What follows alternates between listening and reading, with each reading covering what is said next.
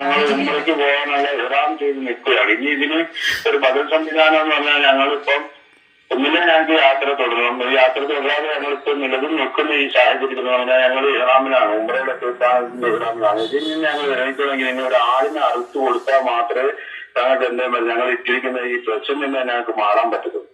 അതാണ് നിലവിലത്തെ അവസ്ഥ.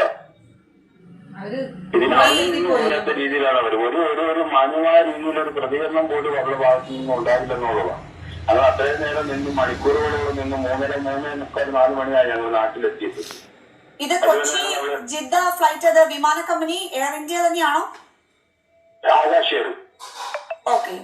അപ്പോ ഈ അധികൃതര വിവരം അറിയിച്ചോ ഇങ്ങനെ ബുദ്ധിമുട്ടുന്നുണ്ടെന്നുള്ള വിവരം? അപ്രതീക്ഷിതമായിട്ടുള്ള ഈ ഒരു പ്രശ്നത്തിന്റെ കാരണം അവരെ അറിയിച്ചോ?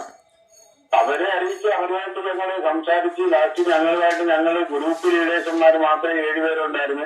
അവരുമായിട്ട് പോലും അവര് സംസാരിക്കാൻ പോലും തയ്യാറായില്ല. പിന്നീട് ഞങ്ങൾ അവരുമായിട്ട് അതിനെക്കുറിച്ച് സംസാരിച്ച് ഞങ്ങൾ ഇത്രയും ടീമും ഇത്രയും ഗ്രൂപ്പ് നേതൃത്വമുണ്ട്, അവരുമായിട്ട് നിങ്ങൾ സംസാരിക്കാൻ വേണ്ടി തയ്യാറാകുമെന്ന് പറഞ്ഞതിന് ശേഷം മാത്രമാണ് അവരൊന്ന് സംസാരിക്കാനെങ്കിൽ അതിന്റെ മാനേജർ വന്നത്. മാനേജർ വന്നിട്ട് ബദൽ സംവിധാനം ഏർപ്പെടുത്തണമെന്ന് പറഞ്ഞപ്പോൾ അവർ പറഞ്ഞു ഞങ്ങൾക്ക് ഇതിന് ആവില്ല എന്നുള്ള രീതിയിലാണ്, ഒരു ഒഴുക്കം മട്ടിലാണ് സംസാരിക്കുക. അങ്ങനെ പറഞ്ഞ് ഇത്രയും നേരം ആജിമാർ ഇവിടെ രാവിലെ വന്നവര് തിരുവനന്തപുരത്ത് നിന്നും കൊച്ചിയിൽ നിന്നും അതുപോലെ തന്നെ കോയമ്പത്തൂരിൽ നിന്നും ഒക്കെ വന്ന ഹാജിമാർ ഇതിനോടൊപ്പം ഉണ്ട്. അപ്പൊ അവർക്കൊക്കെ കഴിക്കാനുള്ള ഭക്ഷണവും കാര്യങ്ങളും ഒന്നും ഇല്ലാത്തൊരവസ്ഥയിൽ ഞങ്ങൾ എന്ത് ചെയ്യണം?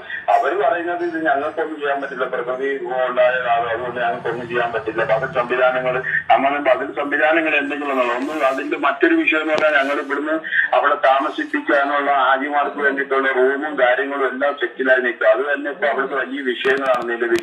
അതൊക്കെ കിട്ടാൻ വേണ്ടി തന്നെ ഞങ്ങൾ വലിയ പാടുപെട്ടാണ് ഇപ്പൊ നിലവിൽ റൂമൊക്കെ അറേഞ്ച് ചെയ്തിട്ടുള്ളത്, മക്കത്തും മദീനത്തും ഒക്കെ. ഇപ്പൊ അതിന്റെ എല്ലാ ഷെഡ്യൂളുകളും മാറിക്കിടക്കുകയാണ്. ഇനി ഇതിപ്പോ നാളെ നമുക്ക് തന്നാൽ തന്നെ അടുത്ത റൂമിന്റെ സംവിധാനവും കാര്യങ്ങളും ഒക്കെ വളരെയേറെ സാമ്പത്തിക ചെലവ് വരുന്ന ഒരു ഇടപാടാണ്. അപ്പൊ അത് വലിയൊരു ഭീമമായ ഒരു സംഖ്യക്കാണ് മദീനയിലൊക്കെ റൂം എടുത്തത്. അവിടെയൊക്കെ ഇപ്പൊ അത് പോയിരിക്കുകയാണ്. ആ ഒരു കണ്ടീഷൻ എന്ന് പറഞ്ഞാൽ അതിന്റെ ഞങ്ങളുടെ ബുക്കും കാര്യങ്ങളും അതിന്റെ ഫണ്ടും ഒക്കെ ഞങ്ങൾക്ക് നഷ്ടപ്പെട്ടിരിക്കുക.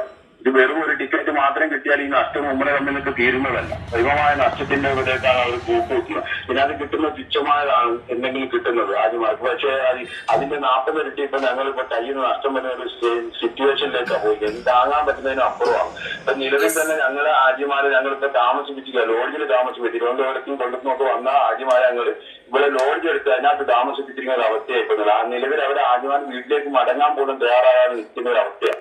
അവരിപ്പോ ലോഡ്ജ് വണ്ണാനം മെഡിക്കൽ കോളേജിന്റെ അടുത്തുള്ള ലോഡ്ജിലാണ് ഇപ്പൊ താമസിക്കുന്നത് ആദ്യമായി.